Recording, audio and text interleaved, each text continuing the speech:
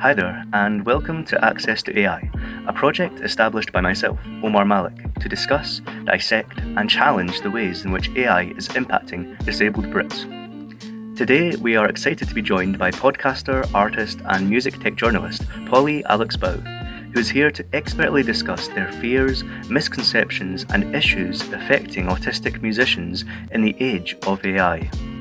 With research by the Association for Electronic Music estimating noteworthy numbers of dance artists being neurodiverse, it's crucial that such conversations are occurring. Now, Paulee, as part of an April Fool's Day article in 2024, you comically partook in a satirical piece by Sonic State about the so-called Zeller Labs paradox machine, praising the algorithm's ability to quite literally predict a musician's next note via mood and skill level detection. Rather ridiculous conceptually, it does bizarrely actually feel like a possibility with how AI is dominating the music industry currently. As a neurodiverse musician yourself, who is directly witnessing such drastic changes, what are your feelings on the piece 15 months later?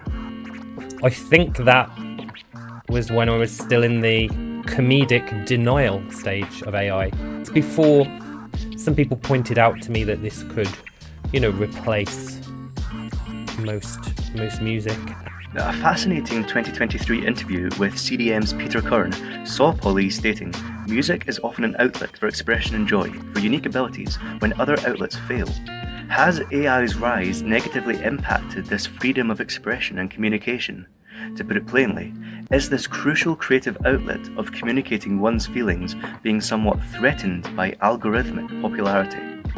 There's a more positive take that this will pump out the kind of cookie cutter pop music that's in the charts already, that doesn't take much great skill to write. There's skill in the production and the EQing and the mixing, but there's not much skill in the writing. There's not much harmonic quirkiness or exemplary sound design.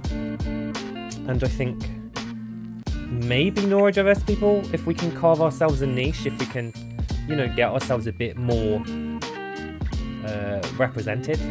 Like there's projects now like Unmute. Check out Unmute, which is going to be working with lots of disabled musicians. And potentially there will still be a appreciation for neurodiverse music, hopefully. Alongside AI, streaming has long been an issue plaguing musicians, with the stats illustrating the minimal revenue and value, now markedly more disposable and brief. Paulee, could this AI and streaming double dominance further disadvantage neurodiverse artists? Part of me doesn't think that the music industry deserves to survive. It's an abusive, ableist entity. If you look at the stats for neurodiverse musicians and how they often feel they have to pretend that they're okay when they're not, and put up with unreasonable hours and all sorts, I think people are treated really badly by this industry. The people who seem really excited about AI music seem to be the people who don't particularly enjoy very cognitively challenging music or cognitively exciting music. They just, they like a beat to shake their booty to. I feel I am the talented cripple archetype, basically. In that aren't they talented? Was the best interaction I had growing up, because people certainly weren't nice to me when I tried socialising. There were all sorts of rejections, constant bullying, but it is a tool to make people like you if you're good at it. And I guess that's what I'm scared of being taken away. Autistic people seem to live or die sometimes by our savant-like abilities, the ones of us that do savant-like abilities. It's something that inspires kind of awe in the general populace, and nothing else in my life has any power close to that, I feel. Despite not feeling too optimistic about people's inclination to become emotionally invested in AI-driven musical stories, Paulee does inspire some hope regarding these inequalities, however, with neurodiverse record labels having the potential to somewhat counter this trend. Neurodiverse record labels can definitely counter this trend of short, disposable music. There still is an older and even younger, I'm not going to discriminate, audience who have the attention span for, progressive or arty music. In my Neurodiverse record label, the interesting thing is you have to...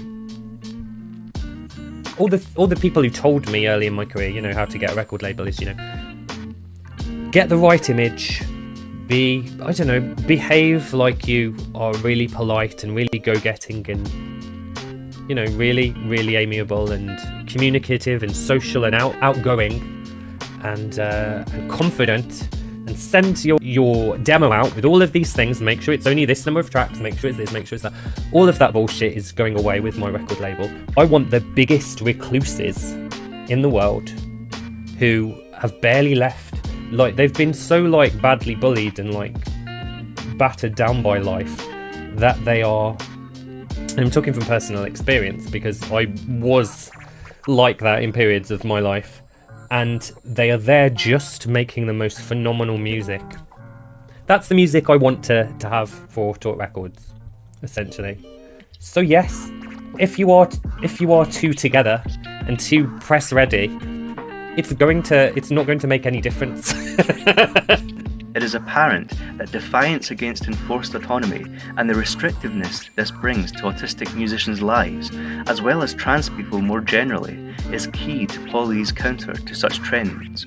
This is especially notable when it comes to their Hate Mail anthem, an impactful composition which intersperses some rather distasteful and plain discriminatory remarks which they have experienced. The emotion is undeniable, as is the tone of resoluteness in musically responding to such hate. In my view, the Hate Mail anthem contains such elements which can demonstrably not be imitated by AI-generated music. I definitely think there's a lot of personality in those tracks, and it's combative, and it is, someone essentially fighting for their place and their sanity and their worth, and saying, look, I'm worth more than these hate mail responses. However, I've already seen AI where the song's been generated, but the person who did it did a whole backstory. I think, sadly, that if it's presented in a certain way, people will buy it. It doesn't seem that authenticity matters much these days. The other factor with all of this is that who is in control of the AI, and it's holistic people, it's non-disabled people who are in control of the world and in control of AI. I just don't trust that they have our interests in mind at all. If you have a disability of some sort, it creates something in you. It creates a certain reservoir of difficulty and frustration and friction. And so you have this with you at all times, and it means that you can hold space when you hear of someone who has a different disability. You might not get it right. For instance, I can see.